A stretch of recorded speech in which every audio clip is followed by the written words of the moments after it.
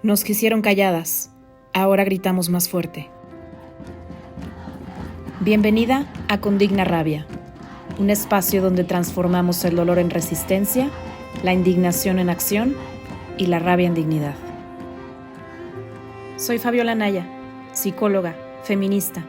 Aquí hablamos de historias reales, reflexiones incómodas, verdades necesarias sobre la violencia de género y la búsqueda de justicia. Con Digna Rabia, historias de mujeres que resisten. Hola, bienvenidas de nuevo a Con Digna Rabia, historias de mujeres que resisten. En el episodio pasado, la verdad es que estaba muy nerviosa, era una mezcla entre emoción y nervios y demás, y siento que hice una introducción muy poco humana y muy poco como soy yo. Así es que quiero reivindicarlo y darles la bienvenida a este espacio, este podcast que surgió de la fuerza, de la rabia, del amor, pero sobre todo de las ganas de contar nuestras historias. Hace más o menos 2 horas estaba hablando con una amiga y me dijo: felicidades por tu proyecto, porque justamente lo que hace que los agresores continúen actuando con impunidad es que se benefician de nuestro silencio. Y este espacio justamente fue creado para eso, para que rompamos el silencio y para que no vivamos todas esas violencias que nos atraviesan pues de manera aislada. Así es que, de nuevo, bienvenidas todas. Gracias por estar aquí en Con Digna Rabia. Hoy estoy muy contenta porque tengo aquí sentada a mi lado a Isa. Isa es mi amiga. A Isa la conocí en un club de lectura feminista y nos hicimos muy amigas, hermanas. Y por allá detrás de cámaras también está su otra hermana. Entonces, bueno, voy a dejar que Isa se presente y Isa nos va a contar una historia muy interesante, muy fuerte, muy poderosa, pero sobre todo muy catártica. Así es que bienvenida, Isita de mi corazón. Muchas gracias, Fab, por pensarme, por darme la oportunidad de juntas construir este espacio seguro para que muchas otras mujeres, niñas y adolescentes, sobre todo, yo pienso en ellas, al escuchar este testimonio que quiero compartir hoy, sepan que no son las únicas que están pasando por estas violencias, que no están locas, que es muy probable que estén sintiendo y que no tengan las herramientas para. Entonces, simplemente mirarte en otra persona a mí me salvó la vida y quiero poder también contribuir a lo mismo. Puedo presentarme de muchas maneras, pero solo me gustaría presentarme diciendo que soy sobreviviente de abuso sexual infantil y que soy sobreviviente de un papá psicópata narcisista o perverso narcisista, tienen varios nombres. Entonces, bueno, me gustaría empezar así y que llevo varios años estudiando de manera autodidacta y resistiendo a esta vida que me tocó, ¿no? Entonces me gustaría desde ahí presentarme y ya conforme va pasando, si hay que decir más cosas, se dirán. Gracias, Isita. Y sí, cuando nos nombramos sobrevivientes de las violencias, siento que se va como poniendo un curita en el corazón así poco a poco, ¿no? Y yo te agradezco por estar aquí porque sé que no es fácil para ti y que sé que también lo que te mueve es el amor de poder llegar hacia a otras niñas, a otras mujeres, que como bien tú dijiste, nos hacen creer todo el tiempo que estamos locas. Y es más, no solamente nos hacen creer, nos lo creemos, y eso creo que también forma una base muy fuerte del silencio, que como bien lo dije, el silencio es el elemento clave para que los agresores sigan actuando con total impunidad. Así es que pues gracias por estar aquí y gracias por estar aquí con la disposición y con el amor y con toda la preparación que hiciste para que esto sucediera, que yo soy testigo de eso. Cuéntanos un poco, Isa, bueno, no un poco, cuéntanos un chingo. ¿Cuál es tu historia? ¿Cómo te diste cuenta que lo que ahora puedes nombrar, ¿no?, como sobreviviente de abuso sexual infantil y como sobreviviente de un padre psicópata narcisista? Sí, bueno, primero quiero empezar diciendo que para mí, estamos grabando esto un 6 de enero, para mí es importante decirlo, porque el único día que mi padre nos permitía ser felices era el 6 de enero. Y yo resistí, empezando por este programa, resistí dejando de asistir a esos 6 de enero. O sea, yo dije, tú estás bien loco, ¿podemos decir groserías? Sí, puedes decir lo que quieras. Estás bien pinche loco, o sea, llevas 364 días, madreándonos, diciéndonos, sobajándonos, y entonces el 6 de enero todo, o sea, no pasa nada y tenemos derecho a ser felices. Entonces, se me hace que yo, la primera vez que empecé a resistir, de las primeras veces muy fuertes que empecé a resistir, fue dejar de asistir a los 6 de enero en la casa. Y me parece que otra forma de resistir es aquí hoy, en un 6 de enero, hablando abiertamente de las violencias que me atravesaron durante toda mi infancia y adolescencia, o sea, y adultez, ¿no? Entonces, eso es lo primero. Lo segundo es que quiero decir que el sobreviviente de abuso sexual es de mi abuelo materno y sobreviviente de un papá como el que tuve es, bueno, o sea, mi papá, pero no son la misma persona y me gustaría aclararlo eso. Claro. Entonces, ¿cómo es tener un papá narcisista o PCN? No sé cómo queramos. ¿Cómo te gustaría que lo nombramos? Porque hay como muchas formas. Sí, hay muchas formas. Tenemos un catálogo aquí de agresores. Pues mira, más que ponerle un nombre clínico, que eso le podemos hacer el encuadre, que creo que sí es importante, quiero que nos cuentes cómo es vivir con ellos en el día a día. Porque la teoría la podemos encontrar. De hecho, yo hablo mucho en mis redes sociales sobre eso y se encuentra ya información pues muy, muy buena, ¿no? Que nos dice, esto tiene un nombre. Pero creo que el poder ponerle un nombre conlleva un proceso muy complejo que no todas las mujeres pueden llegar a generar, ¿no? A hacer en sus vidas. ¿Cómo fue para ti vivir con un papá psicópata narcisista? Bueno, soy una persona muy privilegiada por llegar a poder nombrar las cosas. Eso quiero decirlo. Llevo muchos años en terapia, o sea, desde los 16 años. Entonces, lo que quiero es primero decir que sí hay un proceso muy complejo, pero lo que es vivir con una persona como es mi padre es, yo lo puedo definir como en varias palabras. Es vivir con alguien sádico, es vivir con una persona que constantemente está ejerciendo, o sea, tiene un ejercicio de poder, un control absoluto. Es una persona súper incongruente, o sea, todo es incongruencia. Y una persona que constantemente, si no diario o 24/7, te hace gaslighting. Entonces, digo, no sé si quieras explicar un poco eso, si no, ya has hablado como varias veces del gaslighting y si no, ahí pueden. Y es esta sensación de volverte loca. O sea, si pudiéramos resumirlo, es esta dinámica de poder en donde él finalmente te hace sentir que estás loca. Entonces, o sea, para mí lo puedo reducir en esas cosas. Sin embargo, voy a ir como contando un poco. Voy a empezar contando un día de cómo es y luego si quieren nos vamos como platicando otras cosas. Entonces, imaginen que estas personas suelen tener muchas caretas, ¿no? Muchas caretas. Entonces, mi papá era el señor como 100% espiritual, o sea, el más espiritual. Yo crecí en una secta, o sea, yo nací en una secta de la India, o sea, es una secta que tenía un pseudo gurú que se llama Sai Baba, ya falleció, ustedes lo pueden googlear ahí, está súper demandado por abusos sexuales. ¿Cómo se llama la secta? ¿Podemos nombrarla o no? Pues no tiene un nombre, pero el pseudo gurú es Sri Satya Sai Baba, ustedes lo pueden googlear, hace 20 años hicieron su primer documental y él murió hace, no sé, como 10 años, no sé, más o menos.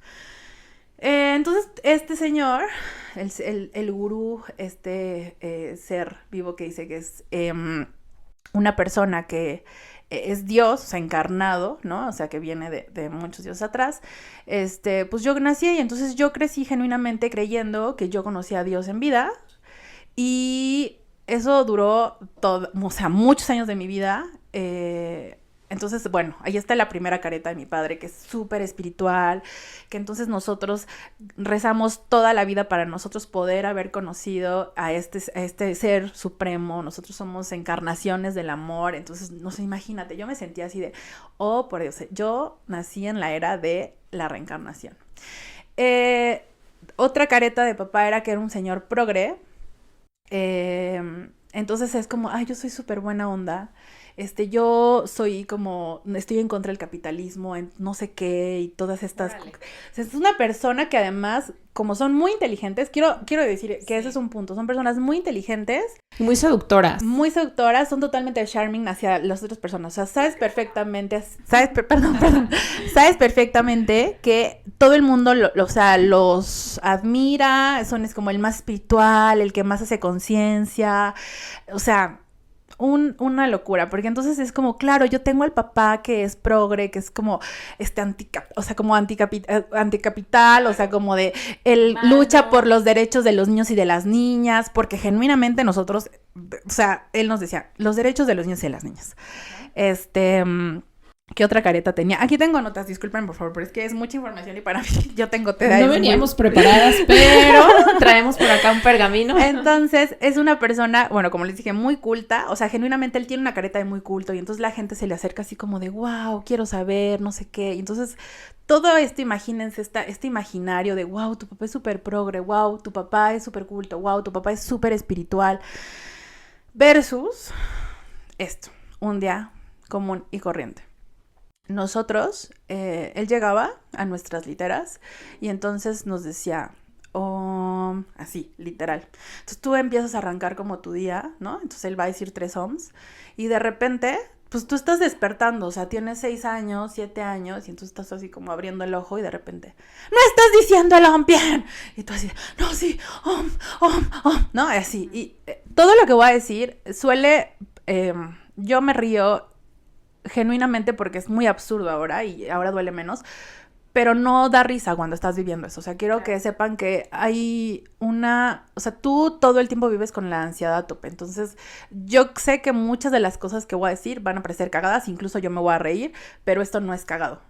Entonces, o sea, aunque se ríen ahora pueden hacerlo, pero me refiero a esto es una realidad. Entonces tú estás así como entrando a la vida, ¿no? O sea, entrando tu mañana, que es muy temprano, y entonces ya estás en el OM así, y de repente es como de la oración de la mañana, entonces tú ya tienes que traer la oración de la mañana, entonces empiezas a decir la oración de la mañana sin querer porque estás dormido, la cagas, y entonces, no, otra vez, ¿no? Y entonces otra vez tienes que empezar a decir la oración de la mañana, tú ya en la tensión total. Y entonces empieza a decir, tu cuerpo tiene que entrar como al mundo. Entonces te empezaba a decir, duro, duro, duro. Entonces tú tenías que empezar a tensar tu cuerpo de cabeza a pies, semidormido, porque evidentemente siempre estábamos, o sea, estás despertando y entonces luego bajar esa tensión. Y entonces, no estás endureciendo suficientemente la cara, no estás endureciendo suficientemente las piernas, otra vez, ¿no? Y entonces, en ese momento de tu mañana, que llevas menos de 3 minutos despierta, tu sistema nervioso ya está colapsado. Después de eso meditas, te tienes que meditar. A veces teníamos que mirar el amanecer porque entonces teníamos que, o sea, que el sol nos iba a curar la vista, entonces teníamos que mirar el amanecer y tenías que mirarlo súper bien, o sea, no podías cerrar los ojos. Nada de lo que estoy diciendo es exagerado, o sea, así como lo estoy diciendo, así es, y además con la atención. Pero entonces imagínense, ser ser espiritual, totalmente reconocido en los espacios espirituales a los que íbamos, a estos lugares, a estas sectas, a estos centros, porque se llaman centros y cosas así.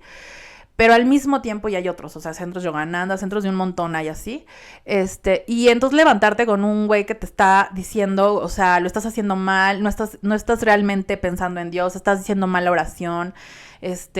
Muchas veces estábamos sentados meditando y haciendo una pequeña ceremonia matutina.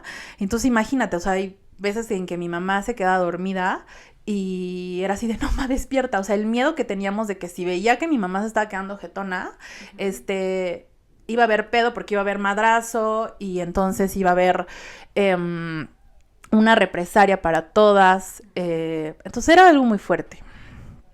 Esto que estás diciendo es punto clave porque quizá nos están escuchando muchas mujeres que también han tenido padres psicópatas narcisistas y a lo mejor ellas van a decir, porque, ojo, nosotras como víctimas siempre tendemos como a minimizar. Es una manera en la que nuestro cerebro se protege. Y no es nuestra culpa, ¿no? Minimizar las cosas. Pero hay una parte de nosotras que siempre va a intentar querer que las cosas no hayan sucedido como sucedieron. Y eso es lo que hace que a veces minimicemos las cosas. Entonces, a lo mejor ahorita pueden estar escuchando y decir, bueno, sí, pero bueno, mi papá no me levantaba así, ¿no? O mi papá, no sé, no nos metió una secta, además. No, cada caso es distinto. Sin embargo, esto que está contando Isa es muy importante. El miedo. El miedo es una pieza clave. No es normal vivir con miedo todo el tiempo en tu casa. No es normal tenerle miedo a tu papá. Esto sí lo quiero decir así fuerte y claro, porque nosotras crecimos, somos de la misma edad, así muy jóvenes nosotras, de 40 años. Crecimos en una generación donde tenerle miedo a los padres era normal. Yo crecí con ese mandato en mi vida, pensando que era normal. Cuando nos damos cuenta que no es normal tenerle miedo a los padres, empezamos entonces a analizar este proceso por el cual tú tuviste el privilegio de entrar a terapia desde los 16 años y entender que el miedo solamente era una respuesta de todo lo que estaba pasando. Ahora, eso, cuéntame. No, justo creo que eso es lo que pasa, como que todo el tiempo vives en alerta, todo el tiempo estás en alerta. Y voy a solo cerrar como esta parte del sueño, porque luego de eso era como bajar y decirle, mamá, por favor, no hagas huevos en salsa verde, porque a mi papá le cagaba la salsa verde, o sea, a veces sí, a veces no, pero el huevo en salsa verde podía resultar que mi papá bajara, se enojara, lo probara y aventara el plato y se reventara contra la pared y entonces otra vez, ¿no? O sea, tu sistema nervioso en total alerta. Entonces nosotros vivíamos, porque, mis hermanas y yo, nunca sabiendo qué iba a pasar. Igual, mamá, o sea, nunca sabiendo qué iba a pasar. O sea, yo creo que la incertidumbre para mí se me hace clave en todo este proceso porque tú nunca sabes qué va a pasar. O sea, tu casa es como un buscaminas en el que cualquier cosita y ¡pum!, explota la granada. Pero así, cualquier cosita. Entonces, nosotras, me parece que es como entender que no es normal y cuando te das cuenta que no es normal es cuando empiezas a crecer y te empiezas a dar cuenta que la gente en otras familias no se trata así, que la gente en otras familias no tiene estas dinámicas violentas, no se altera del 0 al 5000, no, o sea, la gente incluso empieza a darte cuenta que quiere sin recibir nada a cambio, porque el amor con este tipo de perfiles es totalmente siempre utilitario y condicional. Es algo muy, muy importante. Y lo del miedo me gustaría poner uno de los primeros ejemplos que estuve, o sea, me puse a agarrar trauma y a anotarlo. Y era que mi papá, desde muy chiquita, yo creo que tenía unos 5 o 6 años, empezó a manejar algo que se llamaba el monstruo, ¿no? Entonces el monstruo se podía convertir en el monstruo cosquillitas, en el monstruo abrazos, en el monstruo, entonces te atacaba como con cosquillas. Y esto al principio, pues evidentemente tienes un papá que quieres que te ame, que quieres que te ame. O sea, tú puedes ponerle 1000 formas de decir, pero quieres que te ame. Entonces llegaba y entonces el monstruo cosquillitas, y entonces veías a mi papá así convirtiéndose y entonces acababa haciendo cosquillitas. Pero entonces el monstruo empezó a mutar, literal, y entonces ya no eran, o sea, sí había monstruo cosquillitas, pero luego había monstruo pellizcos. No eran pellizcos, no, pellizcos que te sacaban moretón. Wow. Luego el monstruo coquitos. Coco, así, con esta parte del dedo, ¡puf! Monstruo chupetones. Literal me metía la boca, mi nariz a su boca y hacía esto. O sea, era de las cosas más desagradables y asquerosas de mi vida. Es algo que genera mucho asco. Mucho asco, mucho miedo, mucho no poder respirar, o sea, porque incluso hay, o sea, no solo hoy entiendo que es algo que mi papá nunca nos permitió privacidad, hay en muchas formas, ahorita puedo dar ejemplos, pero la privacidad es algo que no, pero tampoco tú tienes un espacio personal libre, o sea, él siempre transgrede todos los espacios que tienes, ¿no? Entonces, ahí empiezan a un reforzamiento intermitente en el que te amo, pero entonces no sabes lo que va a venir. Entonces, te amo, ¿no? Te amo, porque no es amor. Ahí nunca hay amor.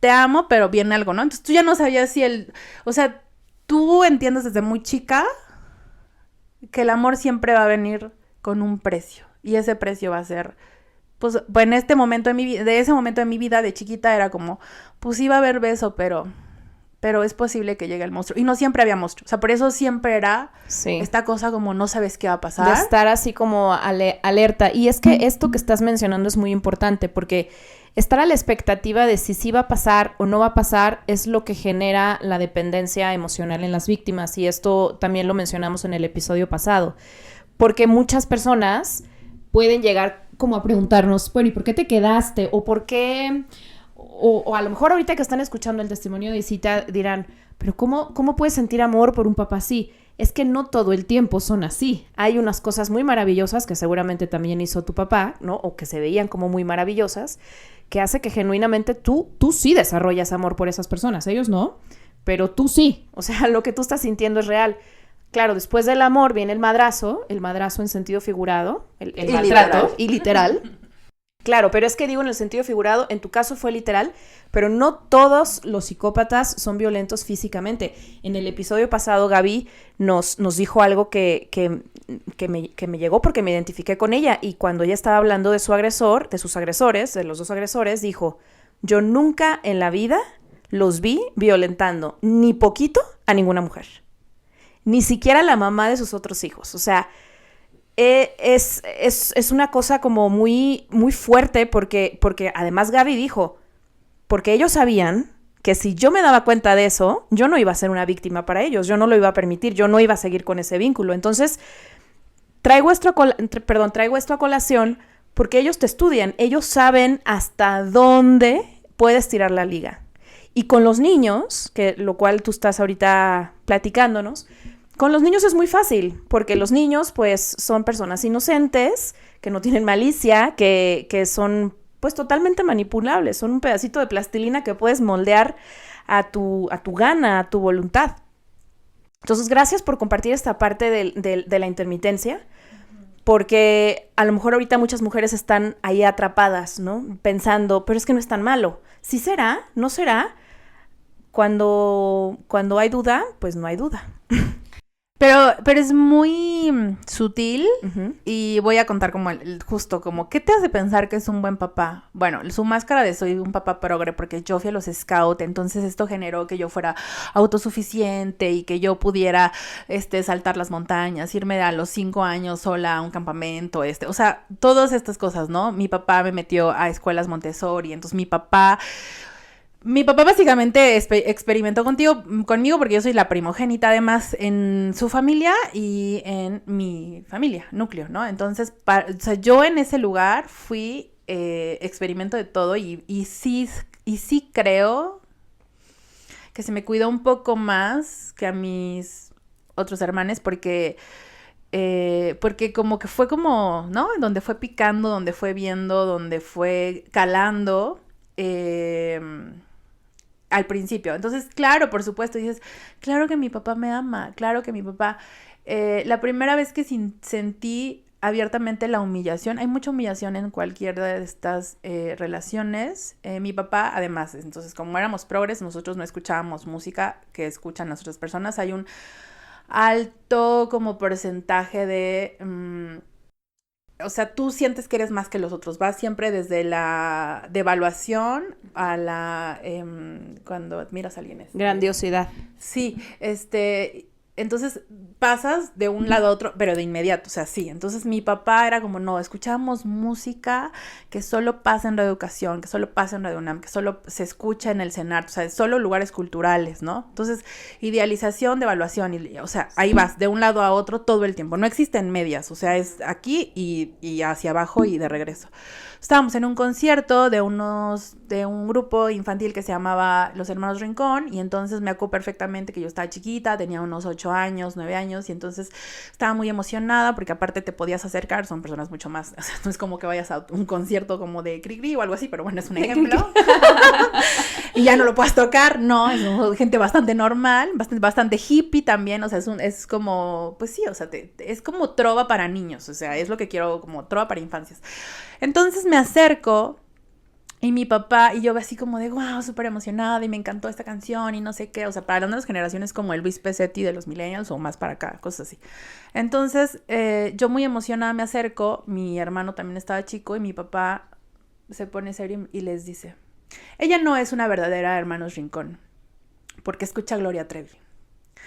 Bueno, para mí pareciera tonto lo que voy a decir, pero para mí fue como como sentir como me clavaban así. La primera vez que sentí la traición o la primera humillación fue, o sea, yo estar con las personas que me admiraba, mi grupo favorito de niña, y ver cómo tu papá es como, no crean que es buena. O sea, porque ella está diciéndoles, para ti es lo que está diciéndoles, tal vez para ellos les valga super madres, o sea, para ellos no es importante ni relevante porque ellos pueden entender que las niñas y los niños pueden escuchar lo que quieran, ¿no? Pero para nosotros que la ignorancia era un castigo en la familia, era claro. como, ella es súper ignorante, ella no los merece, entonces ella es la peor, ella no es una verdadera fan porque ella escucha a Gloria Trevi, ¿no?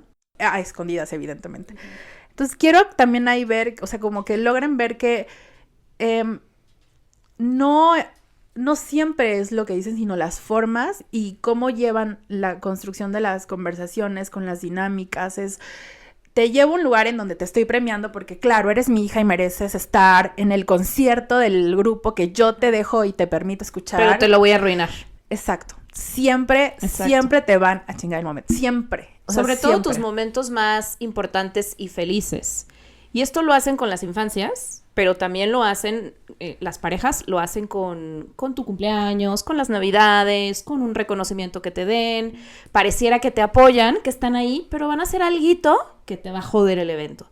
Que es muy sutil, ¿no? Porque él a lo mejor hubiera podido decir, ay, pero si fue una broma. ¿Por qué te lo...? Y entonces ahí viene la invalidación de las emociones, donde dices, claro, la sensible soy yo, la loca soy yo, la problemática soy yo, la que no sabe disfrutar la vida soy yo, y el autoconcepto se va deformando. Yo creo que las cosas más horribles que están dentro de como las... perdón, se me fue la palabra, pero es como las consecuencias de tener un papá con este perfil, es que no solo, o sea, ellos no son humanos, pero perdón. No, hombre. Te despersonalizan. Eso, la despersonalización. Eso. No existe. O sea, tú no tienes personalidad porque yo vivía genuinamente para intentar hacer feliz a mi papá. Porque ellos no son felices, nunca van a ser felices. Sus chispas de felicidad totalmente están en su sadismo, en el verte, o sea, ahí todo ya craqueados totalmente, pero entonces yo vivía para intentar hacer feliz a mi papá. O sea, ahí hay una relación totalmente ya, o sea, jodida por cómo se te enseña el amor, porque el amor siempre tienes que hacer algo para que alguien te quiera. Y la despersonalización es el que tú nunca puedas... o sea, porque a ti no te puede gustar lo que te puede gustar, ¿no? Claro. O sea, yo no tengo derecho a que me guste Gloria Trevi, ¿no? Entonces tú te va a gustar lo que a ti, yo te permito que te guste. Tú no te puedes vestir así porque eso no es lo que yo quiero que seas. Entonces todo el tiempo tú eres de él. O sea, tú estás... moldeada. Es que siento que estás secuestrada por él. O sea, más que moldeada, estás secuestrada por él. Y además tú tienes esta necesidad de decir, sí, es que y tú tienes una necesidad de hacerlo feliz. Entonces haces, y la vara siempre es muy alta, porque como, o sea, regresando un poco a los ejemplos que decía, era como, nunca rezas suficientemente bien, nunca te sientas suficientemente bien, nunca cantas suficientemente bien, nunca, o sea, nunca todo es suficiente. Nunca es suficiente para esas personas. Y luego vienen, bueno, no sé si en tu caso, pero luego vienen pequeños reconocimientos que no se sienten tan pequeños cuando estás en una dinámica de este tipo, donde dices, claro, es que sí me quiere, sí lo ve, o sea, sí ve eso en mí, esa eterna búsqueda de la aprobación que generan en las víctimas, porque cuando somos niñas, pues buscar la aprobación de los padres es un proceso natural, pero se vuelve muy patológico con estos perfiles,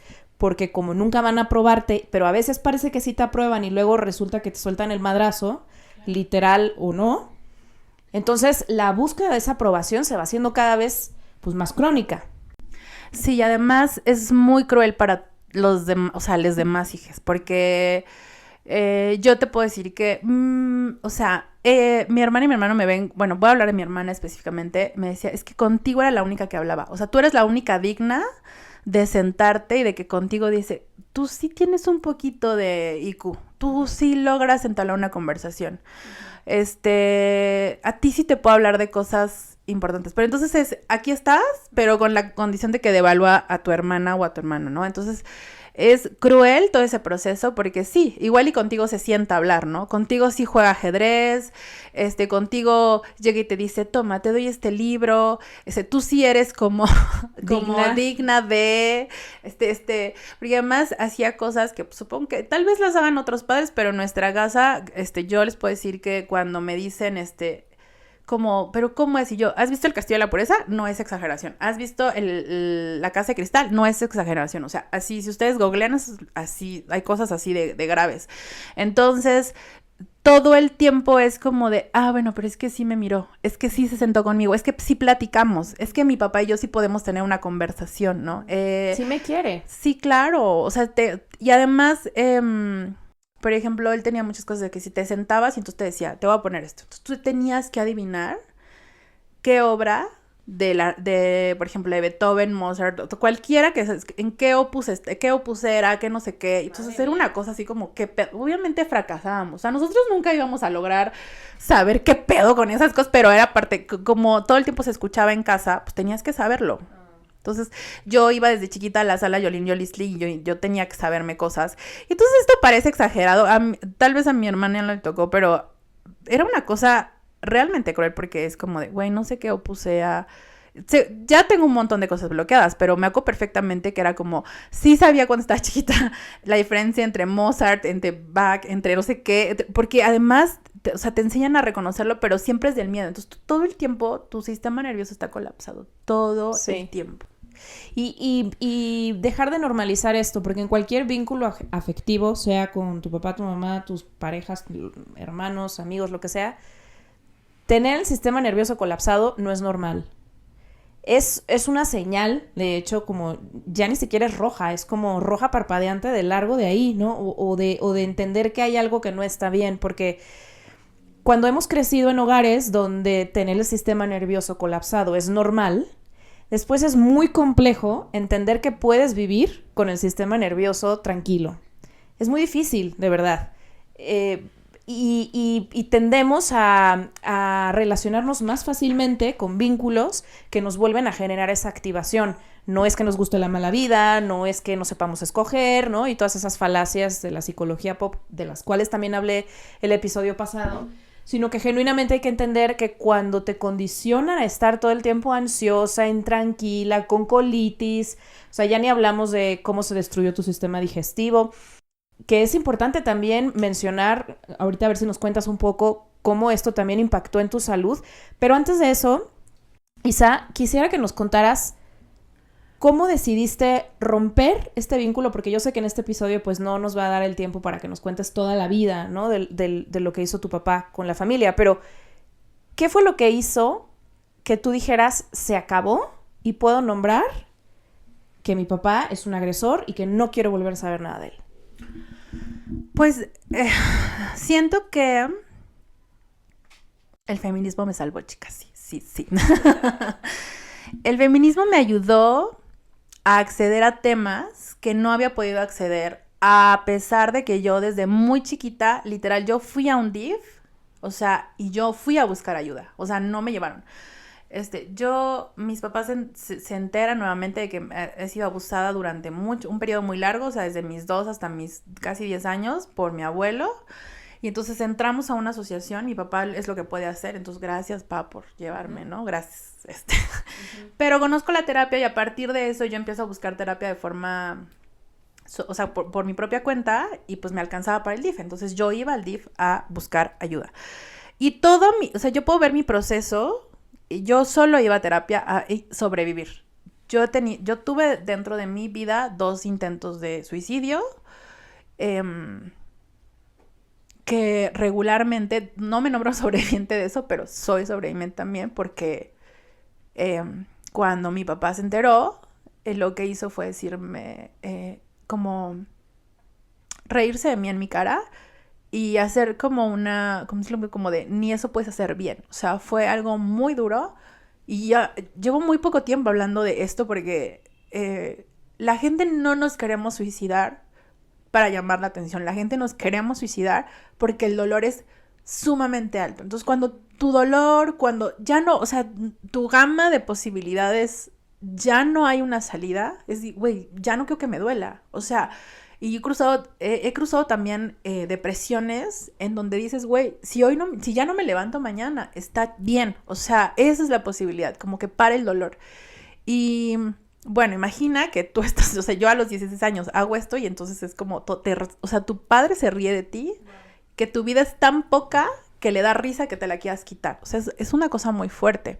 Entonces, bueno, sigo en terapia y yo creo que la verdad hasta hace muy poco tiempo, y lo quiero decir realmente, yo pude cortar una comunicación, pero sobre todo darme cuenta de quién era mi papá, porque quiero decirles en Latinoamérica, chicas, estamos muy en pañales todavía en estos temas, pero entonces, y además, psicólogas y psicólogos que no están especializados en trauma, no le pongas etiquetas a las cosas. Claro. Si vienes de New Age, bueno, es que tú estás aquí como para arreglar tu sistema y todas esas pendejadas. Sí, aléjense de eso, porque no, es que yo paso mucho por daño. Todo, o sea, por favor, quienes estén en constelaciones, salgan de ahí huyendo. Gracias por decirlo la otra terapia vez, salgan huyendo de ahí. Revictimizante del mundo. O sea, yo hasta hace 2 años, o sea, de verdad, y eso que ya he ido, o sea, ya he estado en terapia, o sea, como más formal y bien, me refiero como lejos de esas cosas New Age, porque vengo de una secta, o sea, también tengo que entender que yo ya estaba bien jodida en la cabeza, pero es como de, güey, o sea, ¿cómo que yo soy responsable que mi papá me esté haciendo eso porque en la vida pasada le disparé? O sea, pendejadas así, se los juro, o sea, entonces, por favor, salgan huyendo, es de las terapias más revictimizantes, en donde te dicen que casi tú veniste a salvar a la familia. Tu linaje. Sí, no, mamás. Entonces, bueno, toda mi vida me la pasé sobreviviendo a mi familia, o sea, sobreviviendo a la violencia. Entonces, realmente, no es que yo no pudiera o no quisiera salir de esa violencia, o sea, darme cuenta, sino de, una, no están preparadas las personas que te atienden regularmente, y 2, yo no entendía lo que era el ejercicio de poder. Yo no entendía un montón de cosas que hoy entiendo, un montón de cosas que espero que dentro de esta conversación vayan agarrando como palabras, porque es muy importante. Entonces, nombrar las violencias, te ayuda. Y me di cuenta cuando yo entré o sea, cuando empecé a entender como todos estos nombres de violencias, que había más, ¿no? Que había más y que había más. Entonces, mi primer contacto con esto fue un libro que se llama #Ellos Hablan, de Lidia Cacho, que ella hace una remembranza ahí chiquita de un argentino, que no recuerdo su nombre, que él trata y trabaja sobre justo este perfil, narcisista, psicópata, bla, bla. Y entonces yo, creo que le llaman el diamante negro o algo así, sol negro, no me acuerdo muy bien. Y entonces de repente, o sea, imagínense que yo abro el libro, o sea, bueno, yo estaba leyendo y yo de repente digo, no mames, todo esto es mi papá. O sea, es como si a mí me hubieran dado así como de, vamos a resumir a tu jefe, te vamos a resumir a ti y vamos a resumir tus consecuencias. Y yo, no mames. Y a partir de eso, además, a la par, conozco a un psicólogo especializado en trauma que se llama Omar Rueda y que también me voló la cabeza y yo dije, no mames, yo tengo que entender esto. Entonces, a partir de eso, yo ya venía con un poco de como de alejarme porque yo entendía que con mi papá no se iba a poder nunca, pero ahí fue algo muy importante que a mí me permitió soltar, o sea, el contacto cero. Es muy difícil porque hay una culpa profunda, porque tú sí vives secuestrada de ellos, o sea, genuinamente es muy difícil dejarte de sentir. Para que cuando Fab me invitó a esto, quiero decirles que tuve un miedo profundo y yo llevo muchos años en terapia, denunciando con mi terapeuta, denunciando con personas cercanas lo que me pasó, y para mí era como, ¿cómo que vas a hablar de él? O sea, hay un miedo que todavía no se me quita. Yo de verdad se los juro que llevo, o sea, años en terapia y te descolocan en una. O sea, un segundo. En una, o sea, un día, o sea, mi papá nunca me dijo feliz cumpleaños. Nunca. Siempre me lo decía 2 días después porque me decía, yo no soy la borregada. Yo te lo digo cuando yo te lo quiera decir. Entonces, él nunca me felicitó en mi cumpleaños. Pero tenía esta cosa de todos los días el grupo de mensajes nos mandaba de hoy es el aniversario luctuoso de John Lennon. Todos los días. alguien nacía y alguien se moría. O sea, hoy nació... Menos sus hijas. Menos sus hijas. Entonces, imagínate todos los días saber que hay alguien que recuerda la vida, te están conmemorando la vida de alguien, pero tú a ti nunca te dice nada. Fue tanto el dolor que yo decidí, a partir también de estas cosas y de cosas New Age, decir, pues ya no es mi cumpleaños. Entonces yo siempre yo le empecé a decir a mi papá, feliz día porque hoy te convertiste en padre. Wow. Entonces dejé de ser y entonces ya me anulé. Claro. Y yo fui de... Pero entonces, cuando hago este contacto cero, mi papá, yo, o sea, ya no lo tenía ni nada. En el primero o segundo cumpleaños donde ya no tenemos contacto, me escriben mi cumpleaños. Fab, yo sentía que me moría. Sí. O sea, sentía que regresé. Como si nunca hubiera tenido terapia en mi vida. Sí, es horrible. Sí, sí. Entonces, ellos saben exactamente dónde picar, cómo picar, en dónde jalar, y te destruyen la vida. Y yo no sé si ellos sepan que te destruyen la vida, pero te destruyen la vida. O sea, de verdad. Es brutal lo que te hacen. Entonces, siento que chicas, tenemos que aprender a nombrar las violencias. Cuando eres esta persona y yo sí me sentía un chingón. A mí me costó mucho trabajo aceptar que yo era sobreviviente de algo, porque para mí la vulnerabilidad me habían enseñado que era de perdedores. Entonces me costaba mucho trabajo. Hoy lo digo abiertamente porque sé que soy sobreviviente. No tiene nada de malo ser débil. Claro que fui víctima porque era una niña, o sea, yo no tenía la culpa. Y aunque hubieses sido adulta, tampoco hubieses tenido la culpa. Exacto. Entonces es como... Pero cuando tú creces todo el tiempo midiéndote con cara de cómo no vas a poder, no vas a poder. O sea, voy a decir varios ejemplos, Fabi, porque para mí son muy importantes estos. O sea, yo, por ejemplo, fui creciendo y a los 16 mi papá salía de la casa y cuando yo iba regresando me empezaba a seguir. Y entonces cada vez iba acercándose más y más y más. Y entonces yo ya me asustaba muchísimo. O sea, imagínate que alguien te esté siguiendo. Yo no sabía que era mi papá. Y entonces o sea, ya yo llegando a la casa casi así, por favor, alguien ayúdame, volteaba y me decía, ¿por qué no volteaste? O sea, no, entiende, tienes que voltear para defenderte de tu agresor. Wow. Como pero no fue a una prueba. vez, todo el tiempo. Pero no fue una vez, fueron muchas. Entonces yo aprendí a voltear. Claro. A confrontar a personas, porque mi papá me seguía y me decía, tienes que voltear. O sea, de repente se desesperaba y yo seguía con este miedo de subir, o sea, ir subiendo hacia la casa. Y entonces sí, ¡que voltees, carajo! Y entonces era como, era miedo de que alguien me seguía, pero luego era miedo de que no contestaba como me tenía que contestar. Pero entonces era un miedo, o sea, el miedo de verdad es horrible. O sea, el miedo... Claro, porque es que nada de lo que hagas nunca va a ser suficiente y los intentos pueden ser múltiples. Y te dicen que te están protegiendo. Y te dicen que te están protegiendo. Todo es confuso. Sí, todo es muy confuso. Entonces, para mí o sea, la primera cosa que para mí me parece súper importante es, siento que un poco, o sea, es que siento que somos muy fuertes las personas que estamos con con este tipo de personalidad entonces tienes que rendirte y decir, no, güey, sí estoy jodida. Sí. Es que no sé cómo explicar eso, pero es que para mí ha sido como sí, güey, sí, está bien que estés mal. Sí. Está bien bien que aceptes que te pasó algo culero, pero es muy difícil, porque... Claro, porque es que todas las consecuencias de toda esta violencia continua tienen un efecto, y entonces todas las emociones o lo que nombramos así como de, puta, estoy jodida, responden a algo. Por eso es que es importante que lo nombremos, porque cuando tú nombras lo que te pasa, puedes entender que responde a algo que te sucedió, y hacer ese clic. Yo sé que suena un poco obvio y tonto, pero no es nada tonto ni obvio para el cerebro. Cuando tu cerebro entiende, ok, entonces yo me siento así por esto, hay una gran liberación. No es la cura eterna, pero hay una gran liberación. Se nos está acabando el tiempo, ya sé. Y me gustaría que cerraras dando un mensaje a aquellas mujeres, a aquellas niñas que se hayan identificado con tu historia, que aún no hayan podido hablar, nombrarlo, porque sabemos que muchas de ellas no lo van a poder hacer. Por eso es que me gustó que abriste el episodio hablando del privilegio de poder estar aquí, ¿no? Y de poder hablar, porque las mujeres que podemos hablar somos privilegiadas. ¿Qué les dirías a esas mujeres, a esas niñas que aún no pueden hablar, que están sufriendo este tipo de violencia y que nadie las ha volteado a ver, que nadie las ha reconocido? Yo quiero, que esto siempre me cuesta muchísimo trabajo, pero yo quiero, pedirles disculpas a nombre del sistema, de las psicólogas, de la familia, de todos los seres que no son capaces de voltearlas a ver, ni de reconocer su dolor, ni de reconocerlas como un ser humano digno de amor y que tienen que ser cuidadas. Yo quiero primero pedirles eso, porque sé que no, pero sí soy parte de esta sociedad que nos deben muchísimo, chicas, nos deben muchísimo.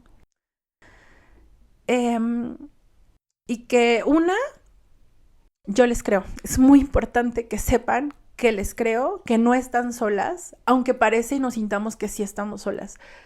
En el mundo vemos un chorro de personas que nos atraviesan este tipo de violencias.